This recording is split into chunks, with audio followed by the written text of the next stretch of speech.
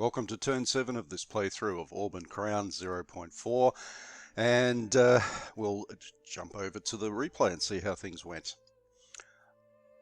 Okay, in the south my ancients are still holding out, but at this stage it seems that they're only just holding out, so I'm not really sure how long that can go on for. My biggest concern about that is that I'm losing time and money on, not money, I'm losing time basically on research.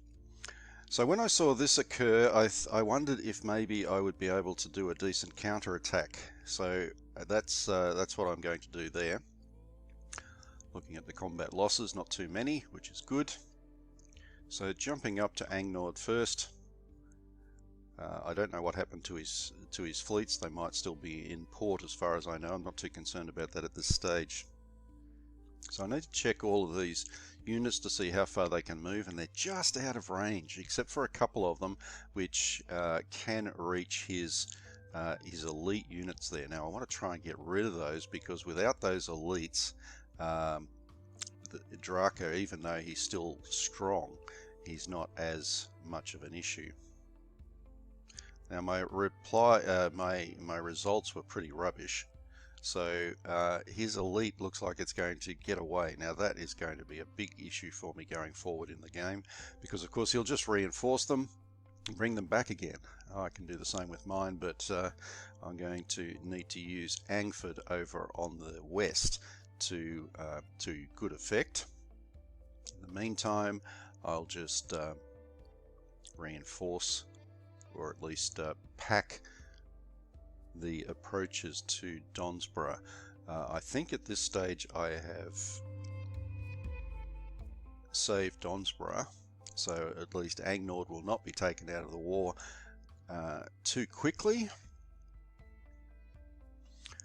I've never actually tested to see what would happen if Angnord was taken out of the war too quickly. Anyway, I'm going to reinforce as much as I possibly can with my remaining few points and hope for the best. And that's about all I can do at this stage. At least the giants have been given better armor and weapons. So the storm giants of Maelstrom lurking around in the background. I'm trying to hide both them and the elite unit that I've got from his eagles, which will be checking out what I'm doing. I'm going to move up these guys as quickly as possible, because these Angford is kind of my main hope, really, because if I can hit him from the west pretty hard, then all of his forces over in the east will need to redeploy. Well, I don't need to redeploy, I just imagine that that's what he would do. Now down here I lost a unit.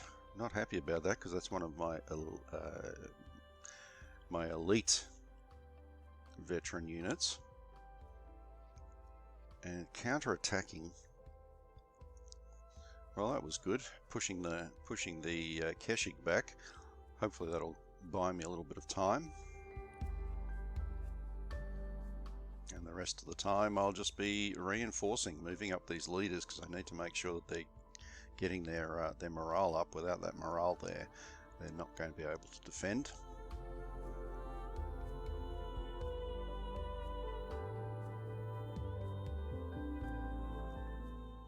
And looking into the south, at some stage the Nova Spares will... Now that would cost me 31 gold pieces to actually just transport them out of that port. I'm just going to leave them there. They buy me a little bit of time.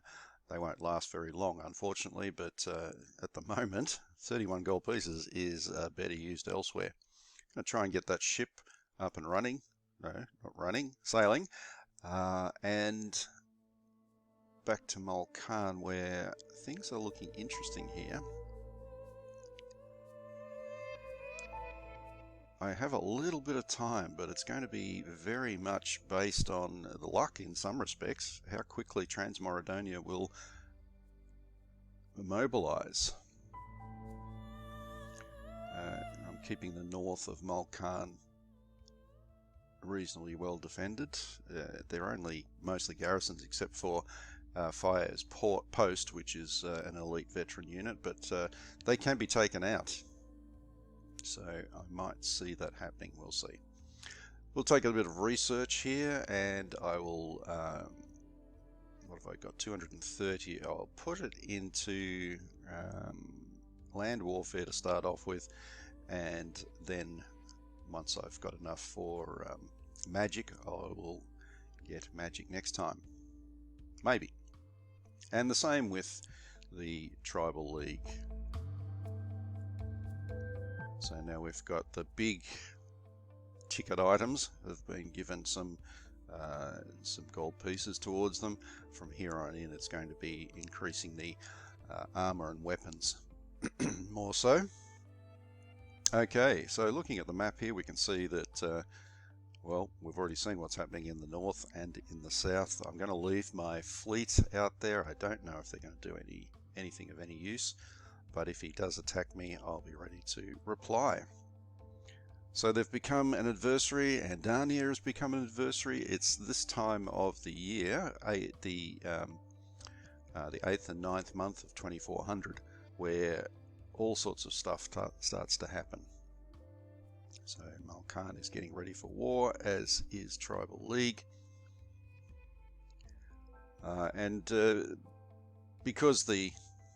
Because Mittelheim has activated those gelling mines, activate automatically now. You used to have to keep two things there. Okay, that's it for the turn, and see you next time.